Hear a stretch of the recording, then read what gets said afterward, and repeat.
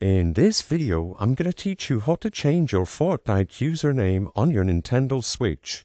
It's a very quick and easy process, so make sure to follow along. As you can see, I'm not doing this on my Nintendo Switch, and instead, I'm at the Epic Games website.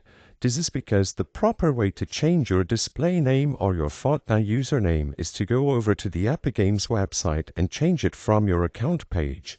So, instead of doing this at your Nintendo Switch, I recommend using a phone or a computer to access the website www.store.epicgames.com. After you sign into your account, you can simply hover over your name and select Account from the drop-down menu that appears. In your account page, the first option should be Display Name, as you can see here. Simply tap on this little pencil icon and you will be able to change your display name to a new one.